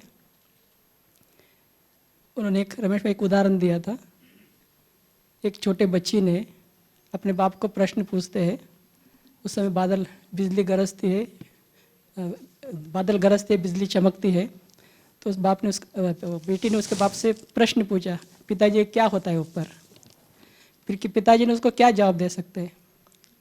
पिताजी ने बोला कि बेटी वो इंद्र का शादी है, इसके लिए वहाँ पटाखे फोड़ रहे हैं और उसका चमक होता है, उसका आवाज़ आती है। तो रमेश में एक जगह उदाहरण दिया था, मेरे क्लास में उदाहरण दिया था, मैंने आपको बता रहा हूँ। कहीं जोधपुर में गए थे, उधर उदाहरण दिया था। तब वो पिताजी उस बेटी को झूठ बोला क्या सही बोला? अब क्या समझते हैं? झूठ बोला। अगर सही उसको बोलते थे तो बेटी का समझने का क्षमता होती थी? नहीं होती थी। इसके लिए बेटी को संतुष्ट करना था, इसके लिए वो उन्होंने जवाब दिया। फिर वो बेटी ने अपना फ्रेंड के सर्कल में गई और उस समय वैसे बिजली गरज रही थी, आवाज़ आ रही थी, चमक रही थी, हो रही थी। फिर उन्होंने अपना फ्रेंड्स को बोला कि उधर इंद्र देवता का शादी हो रही है। फिर वो बेटी ने अपने फ्रेंड्स को सत्य बोला क्या झूठ बोला? हाँ, बाद में बड़े होने के बाद समझने का कोशिश करते, वो बात अलग है, लेकिन कुछ बात ऐसी होती है। और रमेश भाई का जो रिश्वत की बात आती है, आज तक रमेश भाई के साथ 30 साल तो मैं रहा और कारोबार में भी देखा। और रमेश भाई इतना स्ट्रिक्ट क्यों होते थे, इसका भी एक जवाब मैं देता था। क्योंकि अपने आपस में परिवार की बात होती है, परिवार के बात में जैसे बहनों का कुछ कनेक्शन होते हैं रमेश भाई के साथ, और बहनों का कुछ व्यवहार का नॉलेज नहीं होते, और ऐसे कितना कायदा कानून होते भी कुछ भावना में आकर के अपने काम कर लेते थे। लेकिन भावना में आकर के काम करने का जो नुकसान होता है वो बहुत होता है, क्योंकि कायदा कानून का पता नहीं होते। और उसी प्रकार उसको समझाने का कोशिश करते थे। और बहनों ने अगर कुछ गलती होते तो बहनों ने सिर्फ सॉरी बोलते थे, ऐसे बोलते ना भाई साहब सॉरी हो गया, गलती हो गया। अगर ज़्यादा डांटा तो फिर दादी को एक लेटर लिख के देते, दादी मैंने ऐसे ऐसे किया, मेरे से गलती हो गया, मेरा क्षमा कर देना। लेकिन ये आपस में एक रिलेशन होती है, प्रेम प्यार का संबंध होते, इसमें सॉरी बोलते हैं। अगर गलती रमेश भाई ने जब इनकम टैक्स ऑफिस में जाते थे कमिश्नर के पास, वहाँ सॉरी का भाषा नहीं चलता है, उधर गलती से भी सॉरी का भाषा नहीं चलता है। अगर ये गलती किया तो इसका इतना पेनल्टी है, लाखों रुपए का पेनल्टी भरना पड़ता था। इस हिसाब से उन्होंने थोड़ा स्ट्रिक्ट भी होता था। और आज तक मैंने देखा बहनों ने कितना गलती किया, तो बहनों को सॉरी किया तो उसको तो समाना ही पड़ता है, और उस गलती को छुपा के गवर्नमेंट को कुछ दिखाना ही पड़ता है। और ऐसे ही करीबन 95-96 में ऐसे एक समस्या आई यज्ञ में। तो उस समय जो जोधपुर में कमिश्नर था, इनकम टैक्स कमिश्नर, उन्होंने आर्य समाजी का था। और ऐसे आपको पता है कि आर्य समाजी ब्रह्मा कुमारी से एकदम एग्नेस्ट है, और आज थोड़ा कुछ फेवर में आ गए हैं, लेकिन उस समय करीबन 95 का विषय बता रहा, 95 का बात बता रहा, उस समय एग्नेस्ट था। एग्नेस्ट होने के कारण कुछ ना कुछ ब्रह्मा कुमारी का गलती पकड़ना है, ऐसे करके गलती उन्होंने पकड़ा। गलती पकड़ के उसे करोड़ों रुपए का पेनल्टी डाला, और उस पेनल्टी को भरना है। उन्होंने नोटिस भी निकाला, सब कुछ किया। ऐसे मतलब संस्था का आपको इस प्रकार प्रूफ नहीं, इस प्रकार का संस्था है, इस प्रकार का आपको पेनल्टी डालते हैं, अगर आप प्रूफ करके दे दो तो हम पेनल्टी छोड़ देते हैं, करोड़ों रुपए का। अगर उस समय मैंने देखता हूँ, अगर पूरा हमारे यज्ञ का सब प्रॉपर्टी बेचा तो भी उसका पेनल्टी भर नहीं सकते थे। इस प्रकार का संदर्भ आ गए थे। और उस समय कमिश्नर के पास जाना आना होता तो उदयपुर जाते थे, जोधपुर जाते थे, जयपुर जाते थे, दिल्ली जाते थे, अहमदाबाद जाते थे, सब जगह जाते थे। लेकिन कमिश्नर एक हट पकड़ के बैठा था कि पहला पैसा भरो, बाद में बात करो। जो पेनल्टी है, पहला पेनल्टी भरो, बाद में बात करो। फिर रमेश भाई बोला कि नहीं, पहला जो केस, जब तक केस क्लियर नहीं होते तब तक हम पैसा नहीं भरेंगे। बाद में उन्होंने फुल पैसे की जगह 50% तो पहला कम से कम पैसा भरो। फिर रमेश भाई वो भी नहीं भरा। एटलीस्ट लास्ट उन्होंने करीबन 3-3.5 साल चला एक केस, और लास्ट में उन्होंने बताया कि कम से कम 25% तो पैसा भरो, पैसा भरने के बगैर मैं आपसे बात नहीं करता हूँ। मैंने बोला पैसा नहीं भरूंगा मैंने। रिश्वत तो हम देते नहीं, किसी को रिश्वत तो देते नहीं थे रमेश भाई। एक दुनिया में भी एक होता है कि एक रिश्वत होता है, एक गिफ्ट होता है। और जो काम करने से जो पहला देते हैं उसको रिश्वत कहते हैं, आप काम करने के बाद जो खुशी से देते हैं उसको गिफ्ट कहते हैं। क्योंकि इसका दोनों का हम संबंध नहीं समझ पाते, लेकिन हम ईश्वरीय सौगात देते हैं। हम काम करने के बाद खुशी होती है, खुशी के बाद हम गिफ्ट देते ही है, लेकिन हम गिफ्ट के रूप में देते हैं। और हम भी ऑफिसर्स को गिफ्ट देते ही है, ऐसे नहीं कि बिना दिए काम नहीं चलता। लेकिन दुनिया में क्या होता है, पहला देते हैं, वो रिश्वत के नाम से जाना जाता है। हम गिफ्ट देते हैं, वो रिश्वत दिखाई नहीं पड़ते, लेकिन कुछ तो देते ही है।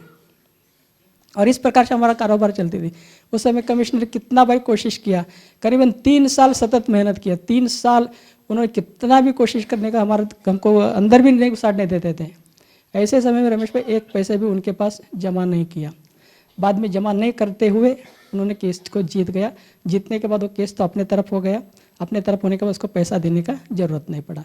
अगर by chance income tax commissioner का जो ऑर्डर करता था, जो उन्होंने धमकी हमको देता था संस्था को, नहीं तो संस्था बंद करेंगे, वो करेंगे, कई कुछ धमकी देता था। अगर धमकी को अगर डर के अगर कुछ भी अगर पैसा देते थे या उसको रिश्वत भी देते थे, तो भी बाबा का यज्ञ का ये होता था। इसका पीछे मतलब यही है कि जो कारोबार में जो बाबा के प्रति जो विश्वास है, बाबा के प्रति विश्वास, बाबा के प्रति स्नेह, और बाबा के कार्य करके हम निमित्त पर के जो कराते हैं। परीक्षा तो बहुत प्रकार से आती है, सबको आती है, हर एक को अपना अपना कारोबार में अपना अपने प्रकार के जितना जो क्षमता होती है उस क्षमता के अनुसार परिस्थिति आते हैं, और वो परिस्थिति उनके लिए बहुत भारी होती है। अगर छोटे को छोटा परिस्थिति आते है तो छोटे परिस्थिति भी उनको भारी होती है, लेकिन उसको किस प्रकार से बाबा की याद में बाबा के रिस्पॉन्सिबल मान करके एक ट्रस्टी बन के करते परिस्थिति नहीं रहते, इस प्रकार से उन्होंने जीत पाया। इसमें रिश्वत बिल्कुल नहीं दिया, और आज तक मैंने 30 साल में कभी भी देखा है कि रिश्वत किसी को भी नहीं दिया। ऐसे कई कारोबार में मुझे भी भाग लेने का पड़ा है, और मेरे पास भी कई कमिश्नर, चैरिटी कमिश्नर को सेवा करने का सौभाग्य मिलता था, और कभी भी उनको ये नहीं। हाँ, काम करने के बाद उनको लाखों रुपए खर्चा करते थे, घुमाते थे, फिराते थे, गिफ्ट देते थे, सब कुछ करते थे, लेकिन काम से पहले नहीं, रिश्वत के नाम से नहीं, गिफ्ट के नाम से देते थे। जी, जो कहने का भाव हम समझे वो यही कि बाबा के बच्चे बनकर हमको ये सब नहीं करना। श्रीकांत भाई जी, आपसे पूछना चाहेंगे, फिर वो बहन ऐसी क्या वो धारणाएं हो, ऐसी क्या मन की स्थिति हो जिससे वो इतनी दृढ़ रह पाए अपने निश्चय पे? हम तो इतना कहेंगे, अगर बहन के मन में ये आ रहा है कि जो कर रही है उनको महसूस हो रहा है कि ये ठीक नहीं हो रहा है, मतलब उनके मन में एक ताकत है। अगर वो थोड़ा मतलब जो मन ये रियलाइज कर पा रहा है कि हम ऐसे कर रहे हैं तो ठीक नहीं लग रहा है, कुछ अलग होना चाहिए, तो थोड़ा अपने आप से बात करें और जो जिम्मेदारियाँ जो बिजनेस को कर रहे हैं वो बिजनेस को बाबा को सौंपे और बाबा से बात करें कि अगर ये काम हमें नहीं करना है, हमें ठीक नहीं लग रहा है, और क्या करें जिसमें बाबा का श्रीमत का उल्लंघन ना हो और हमारी जो समस्या वो समाधान हो जाए। तो मैं तो इतना कहूँगा, अगर मन गलती को पहचान पा रहा है तो मन में किसी ना किसी कोने में वो ताकत है उस गलती को ठीक करने के लिए। बस इतना है, अपने को थोड़ा समय दे और बात करे अपने आप से, और बाबा को वो समस्या सौंपे, फिर समाधान मिल जाएगा। जी, थैंक यू भाई जी। अगला प्रश्न संजय भाई जी आपके लिए है। लिखा है, जीवन में बहुत बार ऐसी परिस्थिति आती है कि सब और अंधकार ही अंधकार दिखाई देता है, बहुत कन्फ्यूजन हो जाता है कि ऐसे समय में क्या करें, किस ओर जाएं। तो ऐसी परिस्थिति से बाहर कैसे निकलें? इसके लिए तो बस एक बल एक भरोसा, बाबा सामने है और क्या। जी, बाबा को हम आगे रखते हैं और सारा खेल निश्चय पर है। अगर निश्चय हमको है कि बाबा है, बाबा का कार्य है, तो कुछ भी नहीं है। हम तो ऐसा समझते हैं। जी बिल्कुल ठीक भाई जी। लेकिन जब एक परिस्थिति में फंसे हैं हम, जब बहुत दुविधा की सिचुएशन है, परिस्थिति ऐसी है कि कुछ समझ ही नहीं आ रहा कौन सा मार्ग सही है, तो ऐसे में क्या हम स्वमान धारण करें, क्या ऐसे अपने मन में दृढ़ता रखें, क्या ऐसी क्लैरिटी की पॉइंट रखें कि प्रकाश हो और अंधेरा जाए? हम तो बाबा के ऊपर छोड़ते हैं। बाबा कोई ना कोई रास्ता कल्याण का बता ही देता है, कुछ ना कुछ करवा ही देता है। इसलिए सफलता अपना जन्मसिद्ध अधिकार है। जी धन्यवाद भाई जी। बाबा पर निश्चय, एक बल एक भरोसा किसी भी परिस्थिति से हमें बाहर निकाल सकता है। एक माइक इधर ऑडियंस में हम दे सकते हैं। अभी श्रीकांत भाई ने इस पार्क को, जो रमेश भाई का एक सपना, और बाबा ने अपने मुरली में भी शोध को आध्यात्म का आधार बनाने की जो चर्चा की है, उस संदर्भ में मैं दो बात करना चाहूँगा। मैं अपने को बड़ा फॉर्चुनेट इसलिए मान रहा हूँ कि जयपुरिया इंस्टीट्यूट ऑफ मैनेजमेंट में 17-18 2 दिन एक इंटरनेशनल सेमिनार है, जिस सेमिनार में एक कीनोट एड्रेस मुझे भी देना है, और जयंती बहन आई हैं। आज सुबह मुरली में मैंने उनको देखा। हैप्पीनेस पर उनका भी एक कीनोट एड्रेस है। Topic is very very interesting and relevant, particularly in the context. अच्छा, शॉर्ट में। तो ये जो टॉपिक है, वो टॉपिक हमारे यूथ पावर से जुड़ी हुई है, और उसके 3 एस्पेक्ट है। Harnessing youth for development, sustainability and happiness. तो ये जो टॉपिक है, इस टॉपिक पर जो हमारे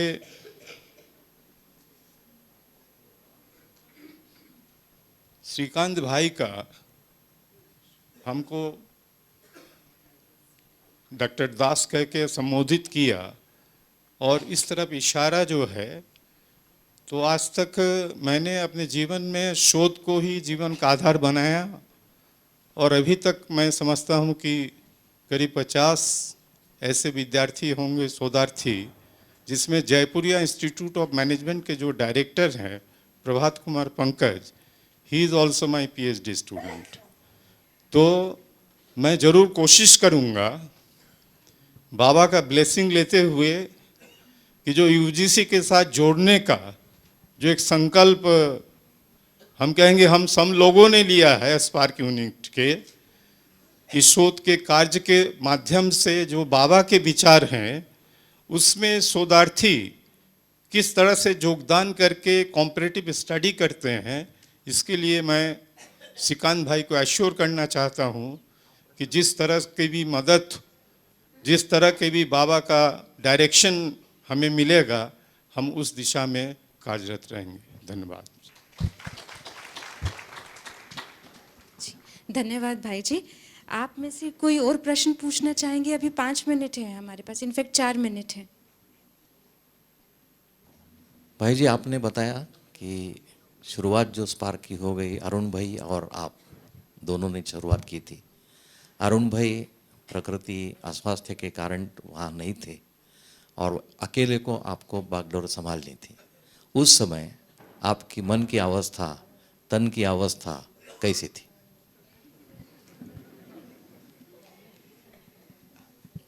2008 में 18 जनवरी मिलन के बाद 20 तारीख को उषा बहन और रमेश भाई मुझे अपने पास बुलाया था, क्योंकि तब अरुण भाई जी का तबीयत काफ़ी बिगड़ रहा था, सेवाएं काफ़ी डिस्टर्ब हो रही थी।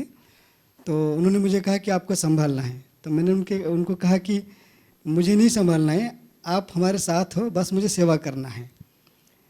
तो वो चीज़ में आप ये मुझे जो चीज़ हल्का किया, मैं बीच में बैठा था, दोनों एक तरफ मेरे दाहिने तरफ उषा बहन बैठी थी और बाएं तरफ रमेश भाई जी, और दोनों ने मेरे यहाँ पे कंधे में हाथ रखा।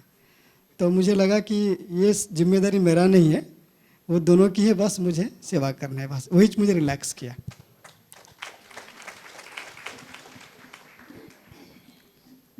और चैलेंजेस की बात कुछ नहीं था कि आप लोग सभी आते हैं, हमारे स्पार्क के जो भाई बहन आते हैं, अब कभी कभी रमेश भाई कहते थे ना, ये सब इंटेलेक्चुअल्स हैं और साथ में समझदार भी हैं, है ना, बुद्धिमान भी हैं, समझदार। तो समझदार होते तो तकलीफ थोड़ी होती है। हाँ, अगर कोई गलती हुआ तो आप उसको अपना गलती समझ के आगे ले लेते हैं, तो कोई तकलीफ है ही नहीं, ऐसा है ना। ठीक, तो इसलिए रमेश भाई ने कहा कि ये कोई डिपार्टमेंट नहीं है। रमेश भाई का ये था कि ये परिवार है, स्पार्क परिवार है। जहाँ परिवार है तो वहाँ पर जिम्मेदारी नहीं होती है। परिवार में हर एक से मिल कर के चलते हैं। अगर मैं नहीं कर पाया तो आपको दिखेगा नहीं हो पा रहा, आप आगे आके करेंगे, ये विश्वास है, तो फिर कोई जिम्मेदारी की बात नहीं है, सब मिल के आगे ले जाएंगे। इसलिए कोई ऐसा नहीं, तबीयत तो बाबा संभाल के रखा है, कोई प्रॉब्लम नहीं है, और बड़ों के आशीर्वाद है, बहनों की सहयोग, आगे बढ़ रहे हैं, आप सभी साथ में हैं। भाई जी, इसी कड़ी में एक प्रश्न और पूछना चाहेंगे। अभी रमेश भाई साहब के शरीर छोड़ने के बाद आपके लिए वो बैकबोन थे, आपने कैसे संभाला अपने आप को? क्या वो धारणाएं थी जो आप इतना मजबूती से आज भी खड़े हैं और दूसरों को भी संभाल रहे हैं? अब जब रमेश भाई जी की तबीयत काफ़ी जब उनकी किडनी की ट्रांसप्लांट हुआ, ट्रांसप्लांट नहीं कहेंगे, स्टाम्प सेल हुआ था उनका, तो स्टाम्प सेल में काफ़ी प्रॉब्लम होता है। जो जब हुआ मुझे पता था कि उनकी जो स्टाम्प सेल हुआ वो सक्सेस हुआ है, मुझे इसे पता चला था। तो मैं निश्चिंत है कोई प्रॉब्लम नहीं। लेकिन अचानक जब स्टाम्प सेल हो गया, वो आए थे, तो मैंने उनसे पूछा कि भाई साहब, हम चाहते हैं कि स्पार्क की जो वर्किंग स्ट्रक्चर है, जो एडमिनिस्ट्रेशन की जो आपने बनाया है, जैसे chairperson, national coordinator, headquarter coordinator, core group और जोन सबजन कोऑर्डिनेटर, इनके अलावा हम कुछ अलग एक लेवल क्रिएट करें जो स्पार्क की कारोबार में मदद करे। उन्होंने मुझे कहा था, नहीं, आपको दादी ने अंबिका बहन दिया है और जोन सबजन कोऑर्डिनेटर बहन ने दिया है, और आप अच्छे तरीके से कर लेते हो, आपको किसी की सहयोग की ज़रूरत नहीं है। और वो यहाँ तक हुआ 2011 की एक लेटर जो हम देते हैं, जिसे आप सबको मिला होगा, मीटिंग की लेटर, तो मैं उनसे साइन करने के लिए गया, तो बहुत नाराज़ हो गए मेरे ऊपर। वो कहने लगे कि आप हर बात मुझे क्यों पूछते हो, अंबिका बहन जी हैं, दादी ने आपको बहन जी दिया है, आप उनसे जाकर साइन कराओ। मैंने कहा नहीं भाई साहब, अगर आप साइन करते हो आपकी ब्लेसिंग्स मिलता है। वो कहने लगे आपकी बहन है, कोई ब्लेसिंग ज़रूरत नहीं इसमें, आप बहन को आगे रखो। फिर मैं वापस आ गया, लेकिन मेरा मन नहीं माना। फिर दूसरी बार मैं गया, उनको समझाया कि भाई साहब ऐसा है, लेफ्ट साइड में बहन जी का साइन रहेगा और राइट में आपका साइन रहेगा। उन्होंने कहा कि ये कौन सी तरीका निकाल दिया आपने। तो मैंने कहा मैं ये सुना हूँ कि जो लेटर लिखते हैं वो लेफ्ट में साइन करते हैं, जो उनसे बड़े होते हैं, जो परमिशन देते हैं, तो वो राइट में करते हैं। मतलब आप भी कुछ अलग निकाले। मैंने कहा अपनी लाइफ में ऐसा ड्राफ्टिंग नहीं पढ़ा है। मैंने कहा कि स्पार्क को रिसर्च करना है, तो ये सोच लीजिए कि नया रिसर्च हो गया आपके लिए।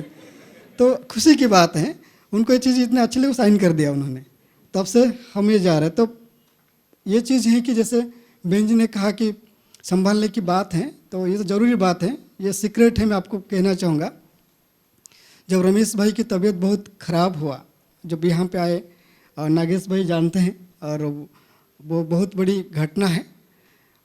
वो कैसे हर किसी को यहाँ योगी बना दिया, ये बात मैं सुनाना चाहूँगा। बड़े जो भी कार्य करते हैं, उनकी जो भी स्थिति हो, वो स्थिति में हम सबको कुछ ना कुछ सिखाते हैं, कुछ ना कुछ बना देते हैं। रमेश भाई जब तक यहाँ पे रहे, पूरे शांतिवन कैंपस में एकदम योग का माहौल रहा। और जिस दिन शरीर छोड़ा, तो जो गामदेवी की बहनें थे वो मुझे कह रहे थे कि श्रीकांत भाई आईसीयू रूम में आपको रहना है लास्ट डे में। और नागेश भाई हम दोनों थे, योग कर रहे थे।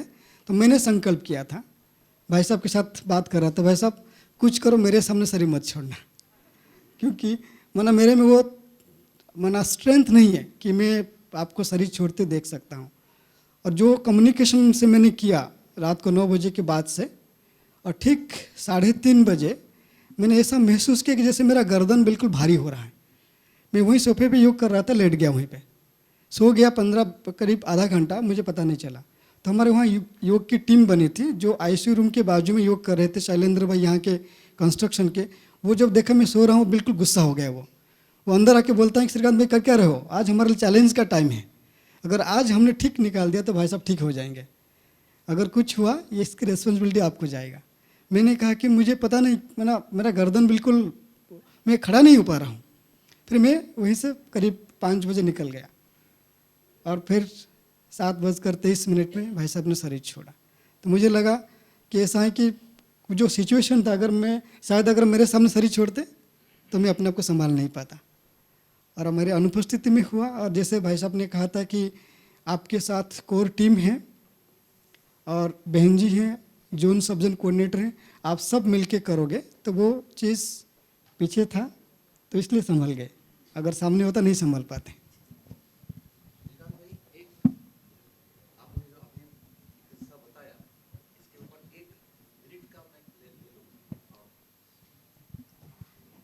इस बीच में मैं एक बात और जानना चाहूँगी, आप चाहें तो स्पार्क के लिए जो मैसेज आप देना चाहते हो, 1 लाइनर होना चाहिए। उसके बाद हम 5 मिनट लेंगे और आप लोग अपने मैसेजेस देना चाहें तो ज़रूर दीजिए। जब हम श्रीकांत भाई जी से सुन रहे थे, तब मेरे दिमाग में मैं सोच रहा था, एक कथा याद आई। भागवत की कथा है, और श्रीकांत भाई बड़े प्यार से हम सब लोग हमेशा बोलते हैं छोटी मूर्ति है, मूर्ति छोटी है तो बच्चा जैसे ही रहती है।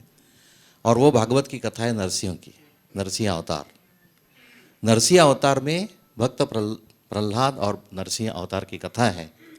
और नरसिंह अवतार में हिरण्यकशिपु को जब नरसिंह मारते हैं, फाड़ देते हैं, तब इतने क्रोधित होते हैं कि जैसे आंखों में से अंगार आ रहा है।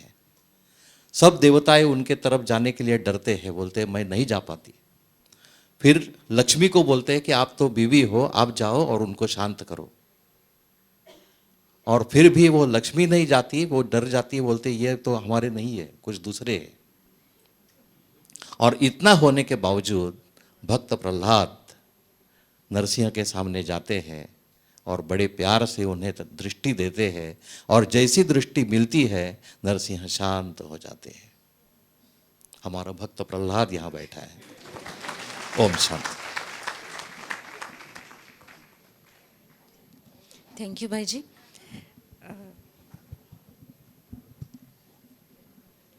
अभी मैसेजेस का समय, स्पार्क के लिए आप क्या मैसेज देना चाहेंगे?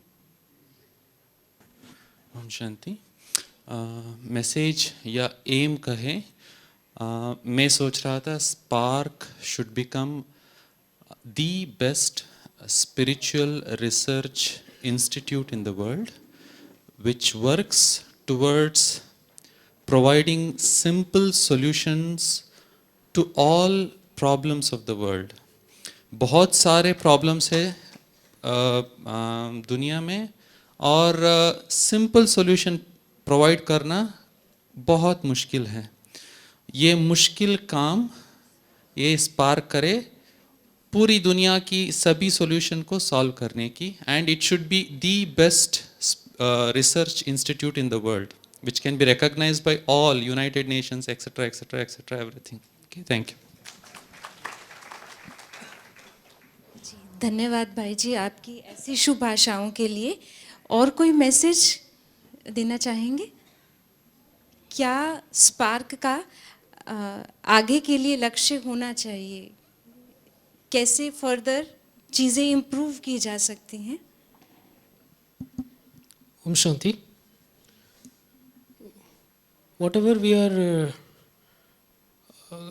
sharing here, that should be, I think it should be made in a structured form and it should be released as a journal or some kind of thing, which can be understandable by the normal public also, so that we will also get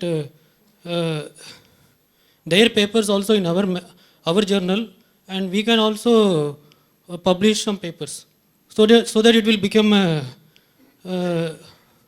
what to say, it will become a real kind of research institute. So in that way I think we should progress. Thank you. We are doing, but that should be systemized. Thank you. Thank you भाई जी. हम अपने तीनों भाइयों का one more. Yes.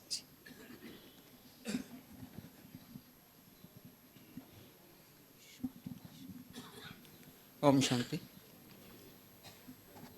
Spark wing ये बहुत ही महत्वपूर्ण wing है जिसका शब्दशः अर्थ रिसर्च के साथ जुड़ा हुआ है, और बाबा चाहते हैं कि ऐसी हम आत्माओं की धारणा और स्थिति हो जिसका प्रभाव सारे विश्व के ऊपर बहुत ही जल्दी पड़ सके और सारा विश्व परिवर्तन हो सके. इसलिए जो रिसर्च है, अभी जैसे 3 ग्रुप बनाए हुए हैं, उसमें भी मुख्य रिसर्च ये होना चाहिए कि आत्मा का ज्ञान और उसके प्रभाव का ज्ञान यदि साइंटिफिक वे से हम प्रॉपर मेथड से निकाल सके तो उसका बहुत ही अच्छा और इफ़ेक्टिव प्रभाव पड़ेगा.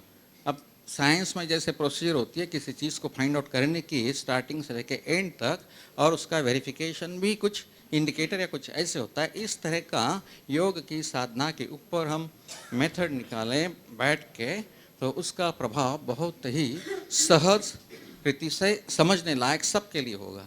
तो मैं यही चाहूँगा कि हमारे स्पार्क का ये ऑब्जेक्ट जल्दी से ही फुलफिल हो जाए. ओम शांति. धन्यवाद भाई जी. एक्चुअली नाउ वी आर वो हम नेक्स्ट सेशन में. Om Shanti. I agree with my colleague for global problems. I suggest now we should have through the spark in global spiritual world parliament for world transformation and oneness of humanity. Thank you. धन्यवाद भाई जी. ओम शांति. आप सबने सुना ही, लेकिन मेरी ये एक आस है, चाहे आप सब मिलकर या श्रीकांत भाई भी है, आस ये है कि शांतिवन में एक बहुत बड़ा स्पार्क का डिपार्टमेंट हो, क्योंकि वो छिपी हुई है, किसी को दिखाई नहीं देती है. और उसमें जैसे एजुकेशनल डिपार्टमेंट में सर्टिफिकेट देते हैं, ऐसे अगर सर्टिफिकेट की व्यवस्था हो और कोई पब्लिक आए उसका लाभ ले तो बहुत अच्छा होगा. आप सबकी इच्छा है इसमें, आप सब इसमें क्या करेंगे? ये जी धन्यवाद दीदी. आप सबके जो भी सजेशंस है डेफिनेटली कोर ग्रुप बैठेगा और उसके बारे में सोचेगा. अभी हम अपने तीनों भाइयों का बहुत बहुत हार्दिक दिल से धन्यवाद करते हैं. और हम संजय भाई जी और नागेश भाई जी से ये प्रॉमिस भी लेंगे कि आप हर साल स्पार्क मीटिंग में हम सबसे मिलेंगे। हम सब मिलना चाहेंगे उनसे हर बार। Thanks to all of you.